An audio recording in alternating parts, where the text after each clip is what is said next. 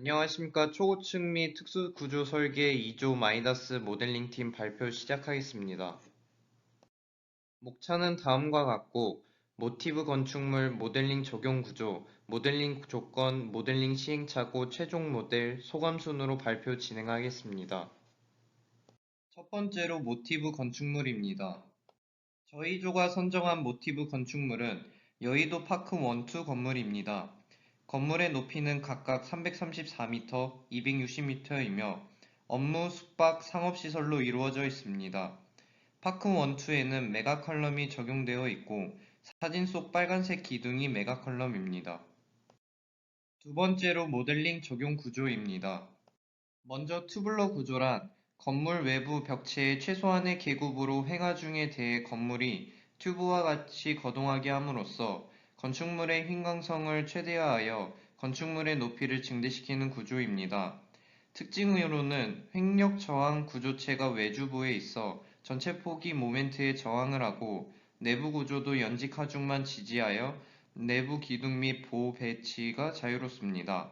마지막으로 튜브를 이루는 구조체 전층에 동일하게 구성을 해야 합니다. 구조 선택 시 주의사항으로는 다음과 같고, 주요 주의사항으로는 외주부 기둥의 강성과 스팬드럴보의 강성은 매우 민감하므로 부재 크기 산정에 주의하고 처짐 진동에 대해서 검토할 것과 코너 주위의 전단력이 플랜지에 충분히 전달될 수 있도록 모서리 구조에 주의를 해야 한다는 것이 있습니다. 저희 조는 골조형 튜블러 구조를 채택하여 모델링에 적용하였습니다. 골조형 튜블러 구조의 특징으로는 2에서 4m의 기둥 간격을 가진다는 점과 계구부 면적이 변 면적의 30% 이하인 경우 캔틸레버 거동한다는 점, 튜블러 구조 설계 최적화는 전단 지연 현상 방지가 좌우한다는 점이 있습니다. 다음은 메가스트럭처입니다. 메가스트럭처란 구조 부재들을 사용하여 주로 건물의 외곽에 형성된 모듈화 대형 구조 시스템이 건물 전체의 횡하중과 수직하중을 몇 개의 메가컬럼이 지탱하게 하는 시스템입니다. 특징으로는 구조물의 수직하중은 메가컬럼이, 횡하중은 걷어의 접합부가 지지하는 형식이라는 것과 작은 단면으로 설계가 가능하며 전달층 사이의 공간은 독립적으로 사용이 가능하다는 것, 내풍과 내진 성능에 관련하여 사람이 충분히 쾌적함을 느낄 수 있도록 설계가 가능하다는 것입니다. 세 번째는 모델링 조건입니다. 저희 조가 모델링한 건축물의 조건으로는 120층 480m의 높이를 가진 업무 용도의 건축물입니다. 코드는 지역에 맞게 IBC 2012 코드를 사용하였습니다. 지역 조건으로는 캘리포니아를 선정하였습니다. 선정 이유로는 캘리포니아에서 자주 발생하는 지진과 빠른 풍속 등 건축물 설계에 있어 여러 까다로운 조건들을 충족시키며 공부해보기 위함입니다. 캘리포니아의 세스믹 로드 조건은 다음과 같습니다. 캘리포니아의 세스믹 디자인 카테고리는 B에 해당합니다. Approximate period는 이번식을 사용한 계산을 통해 12.07초로 정해졌고 앞서 찾은 자료를 참고하여 세스믹 로드 값을 도출해냈습니다. 캘리포니아의 풍화중 조건은 다음과 같습니다. 앞서 찾은 자료를 참고하고 세스믹에서 구한 목표 주기의 역수를 대입하여 거스트 이펙트 팩터를 계산하였습니다. 다음은 미국 캘리포니아 지역의 하중 기준을 바탕으로 데드로드와 라이브로드 값을 선정했습니다. 응답 스펙트럼은 다음과 같고 댐핑 레이시오는 0.0으로 고정된 값입니다. 구조물의 주축 각도를 출력하기 위해 RX의 메이저로 설정했다면 반드시 RY에는 올사로 설정해야 합니다. 모달 컨비네이션 컨트롤은 다음과 같고 아이겐밸류 분석 설정에서 넘버 오브 프리퀀시는 동적 해석 시 질량 참여율이 95% 이상 나오는 범위 내에서 선택해야 합니다. 네 번째로 모델링 시행착오입니다. 최종 모델링을 결정짓기 전 변이와 주기를 확인해가며 모델링의 시행착오를 겪어본 결과 질량 강성 변이 주기의 관계에 대해 알게 되었습니다. 모델링 최종 형태에서 기둥수가 적으면 변이와 주기 스케일업 팩터 값이 커져서 목표 변이인 500분의 h보다 큰 변이가 발생했습니다. 메가컬럼의 규격을 키우면 주기 변이 스케일업 팩터 값이 큰 폭으로 줄어들고 메가 컬럼의 규격을 줄이면 주기, 변이, 스케일업 팩터 값이 큰 폭으로 증가했습니다. 건축물의 단면적을 키우면 변이와 주기가 상승하였고, 자재 강도를 낮추면 변이와 주기가 감소하였습니다. 댐핑 레시오와 주기, 질량 참여율의 관계 또한 확인해 보았습니다. 댐핑 레시오를 2%부터 9%까지 비교해 본 결과 주기는 10.1941로 일정했고 질량 참여율은 95.3462로 일정했습니다. 댐핑 레시오와 변이와의 관계도 확인해 보았습니다. 위 그래프를 보면 2%에서 9%까지 댐핑 레시오의 크기를 늘릴 때마다 변이가 감소하는 것을 볼 수 있지만 그 차이는 크지 않았음을 확인할 수 있습니다. 댐핑 레시오와 스케일업 팩터의 관계 또한 확인해 보았습니다. 그래프와 같이 댐핑 레시오의 크기를 키울 때마다 스케일업 팩터의 크기는 작아짐을 확인할 수 있습니다. 댐핑 레시오에 따른 변화 서머리입니다. 첫 번째로 댐핑 레시오가 변해도 주기와 질량 참여율은 변하지 않습니다. 이는 건물의 강성과 질량에 영향을 주지 않음을 의미합니다. 두 번째로 댐핑 레시오가 증가함에 따라 변이와 스케일업 팩터가 감소합니다. 세 번째로 댐핑 레시오가 커질수록 동적 밑면 단단력이 증가함을 알 수 있습니다. 마지막으로 댐핑 레시오가 커질수록 건물이 안정된 거동을 함을 알 수 있습니다. 지금 보시는 사진은 전단 지연 현상이 나타난 부분의 1층 사진입니다. 그래프를 보면 알 수 있듯이 전단 지연 현상이 줄어들면 주기와 변이가 감소하는 것을 알 수 있습니다. 다섯 번째로는 최종 모델입니다. 최종 모델링에 사용한 콘크리트와 SRC의 조건은 다음과 같습니다. 최종 모델링에 사용한 부재 단면의 형상과 크기는 다음과 같습니다. 최종 모델의 전체적인 형상, 한계층의 형상, 평면 형상은 다음과 같습니다. 모델링 건축물의 특징으로는 모티브 건축물의 팔각형 평면 구조와 메가 컬럼을 사용하였고, 메가 컬럼을 사용했기 때문에 초고층 건축물에서 자주 사용되는 코어를 사용하지 않았습니다. 최종 모델링의 주기는 9.8820초로 목표 주기인 0.08n에서 0.09n 값인 9.6초와 10.8초의 사이 값으로 주기는 만족되었습니다. 질량 참여율은 다음과 같습니다. 모두 10번에서 Y축 질량 참여율이 95%를 넘었으므로 넘버 오브 프리퀀시는 적절한 범위로 설정된 것을 알 수 있습니다. 모델의 목표 변이는 500분의 h였습니다. x축 최대 변이는 0.9160m, y축의 최대 변이는 0.9391m로 각각 524분의 h, 511분의 h로 x축, y축 변이 모두 만족되었습니다. 모델의 정적 밑면 전달력은 x축과 y축 모두 214,319kN입니다. 모델의 X축 동적 밑면 전달력은 1778.7kN이고 Y축 동적 밑면 전달력은 1770kN입니다. 스케일업 팩터의 산정식은 다음과 같고 X축과 Y축 방향의 스케일업 팩터는 각각 10.2418, 10.2516입니다.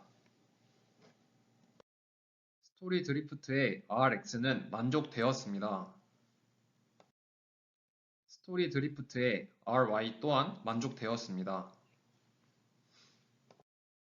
지금 보시는 영상은 바이브레이션 모드 1번부터 3번 모드입니다.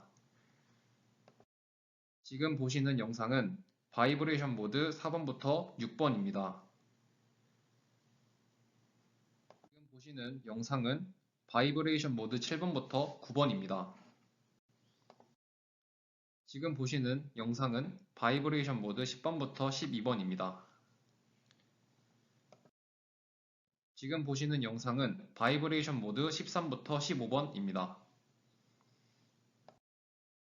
다음의 표는 저희조 마이다스 모델링의 물량 산출표입니다.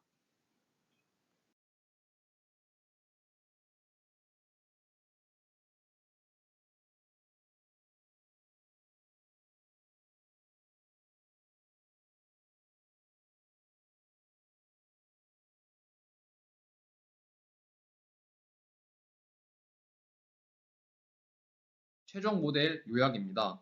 코어를 사용하지 않은 메가 컬럼을 사용한 튜블러 구조이며 주기는 9.8820초, X축 변이는 524분의 H, Y축 변이는 511분의 H, 질량 참여율은 최대 96%입니다. 스토리 드리프트는 OK이고 스케일업 팩터는 10.24입니다.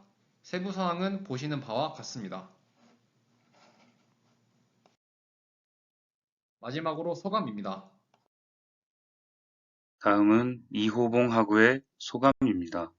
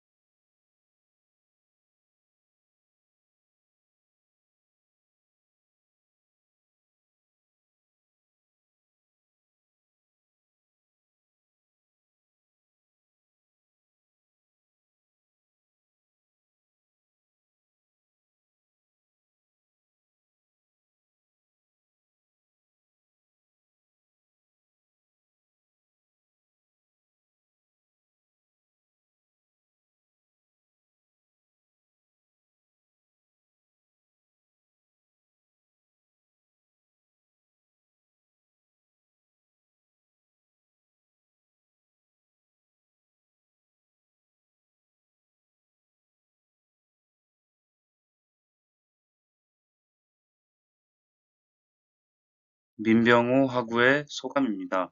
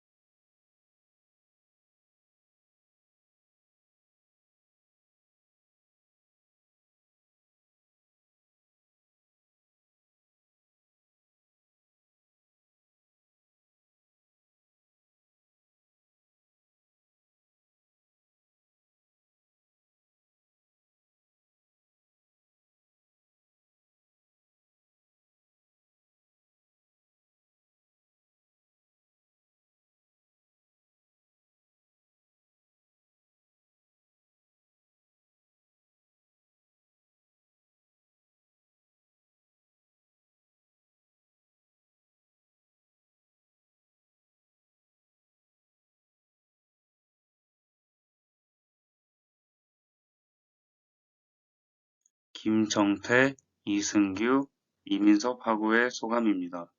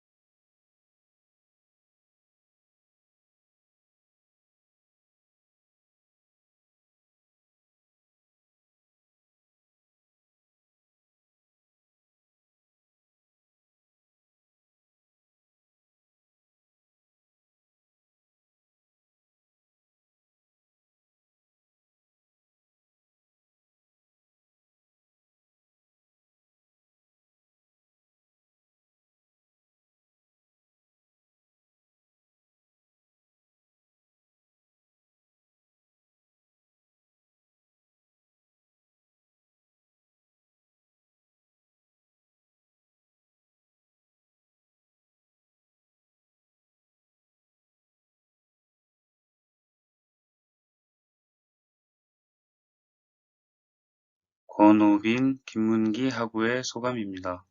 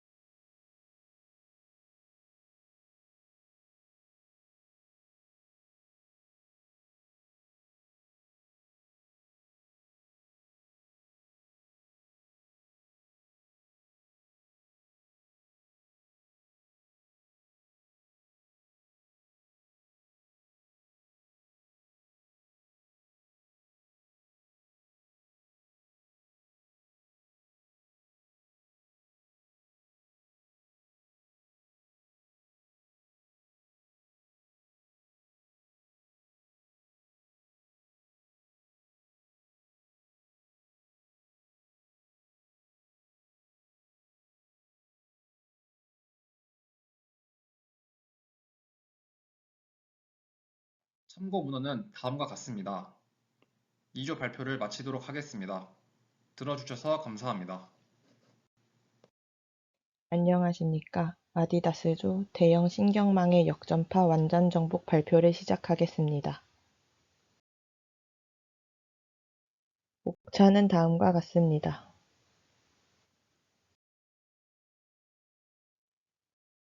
역전파 과정을 설명하기 전에 인공신경망과 역전파에 필요한 오차 함수 하강기울기법에 대해 설명하겠습니다. 본 발표 자료는 경희대학교 홍원기 교수님의 초고층 및 특수구조 설계 AI 강의와 인공지능 기반 철근 콘크리트 구조 설계 책을 인용했습니다. 인공신경망은 입력층, 다수은닉층, 그리고 출력층으로 구성되어 있으며 각각의 입력값과 출력값으로 물고 물립니다. 예시로 제1은닉층은 제2은닉층을 창출해낼 때 입력값으로 사용되는 것을 볼 수 있습니다. 최종 출력값은 출력층의 뉴런값이라고도 합니다. 가중변수 웨이트와 편향변수 비아스는 첫 번째 에폭에서 아무 숫자로 입력됩니다. 웨이트는 n-1번째와 n번째 은닉층을 연결해주는 역할을 하고 비아스는 전체 뉴런 출력값을 동일하게 조정해주는 역할을 합니다. 활성함수는 리니얼 뉴럴 링크를 비선형화하기 위해 전체에 곱해줍니다. 피드포워드 칼큘레이션이란 1에폭 아무 숫자를 통해 제1은닉층 뉴런값을 구하고 이 값을 입력으로 해서 아무 숫자 곱하여 제2은닉층의 뉴런값을 구하는 과정을 출력층까지 반복하는 것을 말합니다. 오차함수란 오차 제곱의 합수로 출력값 빼기 관찰값의 제곱의 합을 말합니다. 하강기울기 법칙이란 웨이트와 비아스에 관한 오차함수의 편미분 값이 0이 되는 위치를 찾는 방법으로 이것들이 어떻게 쓰이는지는 뒤에서 설명하도록 하겠습니다. 다음으로 대형 인공신경망의 역전파에 대해 설명하겠습니다. 다음 그림과 같은 인공신경망 예제로 살펴보면 왼쪽 빨간 원 안의 값이 철근 콘크리트 구조 설계 시 필요한 입력 변수입니다. 입력 변수가 주어지면 출력값을 계산하는 과정을 저희는 콘크리트 구조 설계 시간에 배웁니다. 그러나 이 식들을 몰라도 우리는 인공신경망으로 계산할 수 있습니다. 바로 에러 펑션만 계산하면 입력값을 가지고 출력값을 얻을 수 있습니다. 먼저 웨이트에 아무 숫자를 대입하면 에러 펑션을 구할 수 있습니다. 입력 파라미터를 출력 파라미터에 잘 매핑, 매칭, 피팅시키기 위해 뉴럴링크에 있는 바이아스와 웨이트를 구합니다. 주의사항으로는 입력값이 들쭉날쭉하다면 정규화해야 하는 것입니다. 정규화를 하지 않으면 에러 펑션이 찌그러지고 백프로파게이션에서 그레디언트 디센트 계산이 잘 안되어 웨이트와 바이아스 계산이 불가하기 때문입니다. 정규화를 했다면 마지막에 나눴던 숫자만큼 곱해 원래의 단위대로 회복시켜야 합니다. 전체적인 인공지능 신경망에 대하여 설명드리겠습니다. 먼저 입력층에는 흔히 인풋값이라 하여 일정의 값을 부여하고 그 다음 웨이트 값을 아무 숫자로 지정하여 은닉층에 출력이 될 수 있도록 합니다. 또다시 은닉층 값이 입력값이 되므로 최종 출력값을 도출할 수 있습니다. 뉴럴링크 한 개에는 웨이트와 바이아스가 각각 한 개씩 존재합니다. 여기서 x는 입력 뉴럴이 되고 y는 출력 뉴럴이 됩니다. 하지만 저희 조는 편향 변수를 사용하지 않았기 때문에 이후에 바이아스 값은 생략하고 말씀드리겠습니다. 첫 번째 에폭을 시작할 때에는 웨이트 값을 랜덤으로 지정합니다. 또한 웨이트 값은 0에서 1 사이의 값들로 지정합니다. 그 이유는 오차율이 적게 하여 적은 에폭으로도 0에 가깝게 수렴하기 위해서입니다. 노드 1을 구하기 위해 입력층 값과 웨이트 값을 곱해야 하고 노드 1 계산 방식은 아래와 같습니다. 이후 은닉층의 값을 도출하려면 노드 1의 값을 활성함수에 통과시켜야 하고 그 값을 통해 출력층까지 값을 도출할 수 있습니다. 시그모이드를 통해 활성함수가 통과된 노드 1의 값을 도출합니다. 그림에 보이는 것과 같이 x축은 임시 뉴런 값이고 예를 들어 0.811을 활성함수에 통과시키면 0.693이라는 값을 도출할 수 있습니다. 활성함수에 통과시킨다는 의미는 시그모이드식 x에 0.811을 대입하여 값을 도출한다는 의미입니다.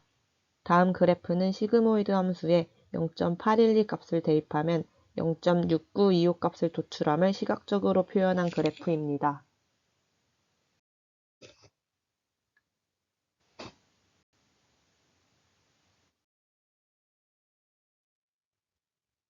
조금 더 수학적으로 표현하자면 기존의 활성함수를 통과하지 않을 때 식의 f라는 활성함수를 곱하여 최종 노드 1의 값을 도출합니다.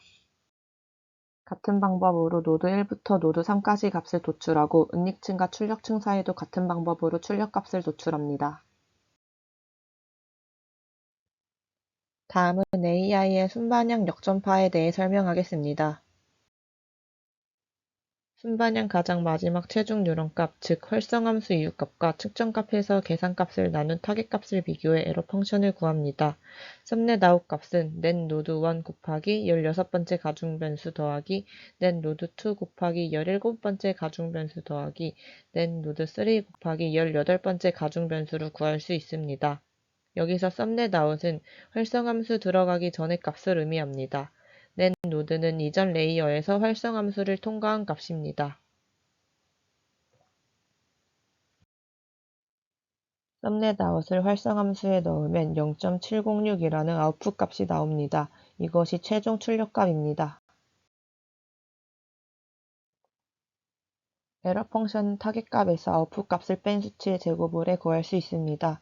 여기서 타겟은 목표값, 실험값, 실측값, 관측값, 계산값이라고 합니다. 계산값인 0.530에서 순반향에서 계산된 최종 요런값인 0.706을 빼 제곱한 0.0310이 바로 에러 펑션입니다. 에러 펑션 값이 0.0310으로 존재한다는 것은 에러가 존재한다는 의미입니다.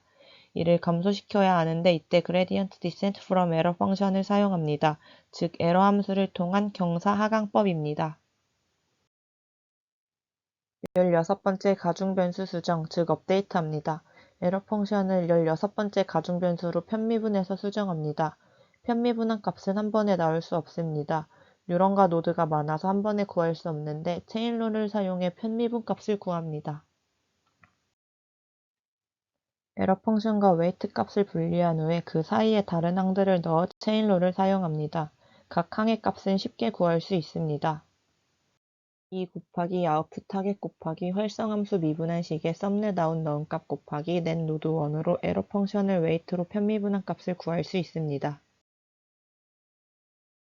학습률과 에러 함수를 가중변수로 편미분한 값을 곱한 값을 스텝 사이즈라 하는데 이를 기존 가중변수에서 빼주면 새로운 가중변수를 구할 수 있습니다. 값을 대입하면 원래의 웨이트 0.184 빼기 학습률 0.5 곱하기 에러 펑션 편미분값 0.0475는 0.160입니다. 이때 스텝 사이즈가 0에 수렴하는 것을 확인하여야 합니다. 웨이트 17도 같은 방법으로 수정, 즉 업데이트 하겠습니다. 편미분하는 가중변수만 변화하고 웨이트 16 계산식과 거의 일치합니다. 편미분 가중변수는 웨이트 16에서 17로 마지막 넷노드는 1에서 2로 변합니다. 수정된 웨이트 17은 0.493 빼기 0.5 곱하기 0.047이 즉 0.469입니다.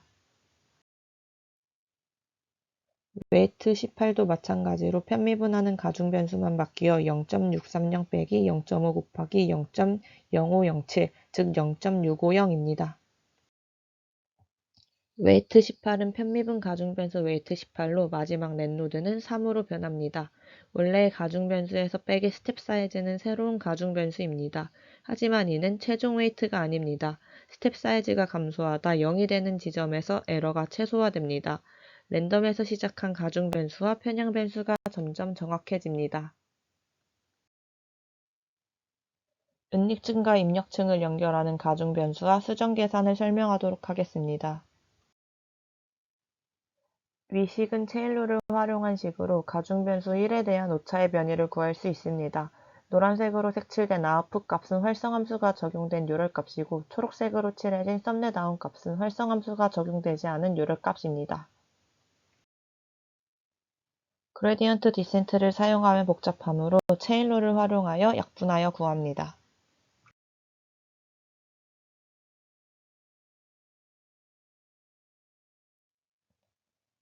다음은 역전파 완전 정복에 대해 설명하겠습니다. 위의 식을 넷노드 1에 대해서 미분하면 다음과 같이 정리됩니다. 이로써 아래 식의 세 번째 항이 해결됩니다. 또한 네 번째 항의 경우도 마찬가지로 넷노드 1의 값을 썸넷 노드 1에 대해서 미분하면 됩니다. 그림의 가운데 응lik층을 보시면 넷노드와 썸넷노드가 구분되어 있는데 각 노드 1, 2, 3에서의 넷노드 값은 활성함수를 통과한 값이고 썸넷노드 값은 그 활성함수에 들어가는 값이므로 활성함수를 미분한 값이기도 합니다. 따라서 미분을 하게 되면 아래의 식과 똑같이 나타납니다. 이제 위의 식 5번째 항을 살펴봅시다. 드디어 구하고자 하는 값인 가중변수가 보이는데 이를 구하기 위해서는 먼저 입력층의 값과 가중변수를 곱하여 합한 식을 봐야 합니다. 위의 식에 대해서 미분하면 인, 원, 유럴 값을 구할 수 있습니다. 이렇게 총 5개 항을 구했으니 각 항에 맞는 값들을 넣고 실수치로 계산하면 0.0012가 나옵니다. 이 말은 즉슨 가중변수가 변함에 따라서 에러가 0.0012만큼 감소한다는 뜻입니다. 이런 식으로 역전파를 인공신경망으로 잘 추적하면 쉽게 위의 식을 구할 수 있습니다. 이어서 학습률과 에러 미분값을 곱하면 스텝 사이즈가 나오고 이 값을 원래의 가중변수 1에서 빼주면 0.106, 즉 다음에 체크해야 할 새로운 가중변수가 나옵니다. 여기서 예시로 든 값은 0.107인데 이는 랜덤하게 가정한 값으로 0.106으로 변함으로써 일부 개선이 된 것을 확인할 수 있습니다. 나머지 가중변수 2부터 5까지 값 또한 노드 1에 대한 값으로 가중변수 1과 유사하게 구사하면 됩니다. 아래 행렬은 학습률을 반영해서 새롭게 개선한 값입니다. 가중변수 6부터 10까지는 노드 2를 통해서, 가중변수 11에서 15 값은 노드 3를 통해서 에러 함수로부터 출력층을 지나 개선시킬 수 있습니다. 다음 그림은 개선된 상태의 가중변수를 넣어서 feedforward calculation을 다시 해본 것으로 처음 출력값인 0.706보다 목표값인 0.530에 더욱 가까워진 0.695의 값을 도출해낼 수 있습니다. 지금까지의 모든 과정이 에폭 한 번을 한 것으로 우리는 이 과정을 에러 함수가 충분히 작아질 때까지 반복해야 합니다. 또한 역전파를 반복함을 통해 출력값에 충분히 근접한다면 인공신경망의 학습 정확도를 향상시킬 수 있습니다. 그러나 에러 함수가 충분히 작아져 더 이상 학습이 향상되지 않는 순간인 경우가 2가지 있는데, 첫째는 방금 말씀드렸듯이 에러 함수의 감소분이 일정 값보다 더 이상 감소하지 않는 경우, 둘째는 에폭 횟수를 100번이나 1000번 정도로 정해놨을 때로 이 순간이 오면 밸리데이션 체크에 걸려 학습이 멈추게 됩니다. 다음은 시그모이드를 활성함수로 한 창의적 에폭에 대해 설명하겠습니다. 순서는 다음과 같습니다.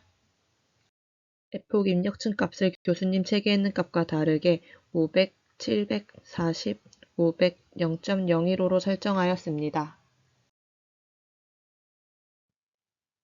첫 번째 케이스는 활성함수가 없을 때 가장 기본 학습률인 0.5로 고정한 것입니다.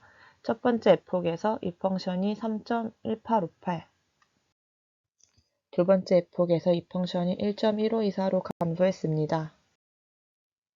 하지만 세 번째 에폭으로 갈 때 이 펑션이 5.5227로 증가하는 발산을 보였습니다. 다음은 시그모이드를 활성함수로 학습률은 0.5, 편향 변수는 0으로 진행한 인공신경망을 시각화한 그림입니다. 두 번째 케이스인 학습률 0.5, 편향 변수 0, 시그모이드를 활용한 정상적인 형태의 에폭은 50번째 에폭에서 수렴했습니다. 네 번째 케이스인 학습률을 0.7로 변경했을 땐 46번째 에폭에서 수렴했습니다. 두 번째 케이스로 편향 변수 값을 다음과 같이 변경하고 학습률을 0.5로 했을 땐 46번째 에폭에서 수렴했습니다. 편향 변수가 있을 때와 없을 때 에러 펑션이 0으로 수렴하는 데 걸리는 에폭 횟수를 비교해 보겠습니다. 시그모이드를 활성함수로 학습률은 0.5, 가중 변수가 모두 0일 때 50번째 에폭에서 에러 펑션이 0으로 수렴합니다. 편향 변수가 있을 땐 46번째 에폭에서, 편향 변수가 없을 땐 50번째 에폭에서 에러 펑션이 0으로 수렴했습니다. 즉, 편향 변수가 있는 에폭이 없는 에폭보다 4번 더 빠르게 수렴함을 확인할 수 있습니다. 다음은 5번째 케이스로 매핑시키는 공식을 변경한 경우입니다. 기존에는 보폭, 보 깊이, 콘크리트 압축 강도, 철근 인장 강도와 철근비를 이용하여 공측 모멘트를 구했다면 이번에는 등분포 하중, 보의 길이, 단면 2차 모멘트와 탄성 계수를 이용하여 처짐량을 구하는 것입니다. 공식을 변경함으로써 입력층 값이 4개로 변하여 입력층 노드가 1개 줄어서 총 4개가 적용한 것을 확인할 수 있습니다. 매핑시키는 공식을 다음과 같이 변경했을 땐 46번째 에폭에서 수렴하였습니다. 다음은 하이퍼볼릭 탄젠트를 활성함수로 한 창의적 에폭에 대해 설명하겠습니다. 첫 번째 케이스는 활성함수가 없을 때입니다. 값들을 선형에서 비선형으로 만들어주는 것이 활성함수의 역할인데 그것이 제거되어 이 함수가 매우 커졌습니다. 첫 번째, 두 번째 에폭에서 썸넷 아웃과 아웃풋 값은 동일하나 이 펑션이 매우 증가했음을 볼 수 있습니다. 두 번째 이유로 이 함수가 소수점 단위로 매우 미세하게 감소하는 것을 볼 수 있는데 이는 활성함수가 없어 정상적으로 에폭이 돌아가지 못한다는 것을 의미하며 즉 아무 숫자 대잔치에서 0으로 수렴하는 값을 찾지 못한다는 것입니다. 에폭 2회와 16회의 이 함수를 비교한 것으로 에러 펑션이 거의 변화가 없는 것을 볼 수 있습니다. 다음은 활성함수는 하이퍼볼릭 탄젠트로 학습률은 0.5로 진행한 순반영 학습 과정을 시각화한 그림입니다. 두 번째 케이스로 가장 기본 학습률 0.5를 적용해 정상적인 에폭 수렴을 확인했습니다. 다음과 같이 에폭 9에서 수렴함을 볼 수 있었습니다. 세 번째 케이스로 학습률을 0.1로 변환하자 40번째 에폭에서 수렴했습니다. 네 번째 케이스로 편향 변수를 0.3, 0.3, 0.3, 0.1로 변경하였고 학습률을 0.5로 설정해 보았습니다. 다음과 같이 수렴값을 찾지 못했습니다. 학습률을 0.3으로 변환하자 에폭 10에서 수렴함을 볼 수 있었습니다.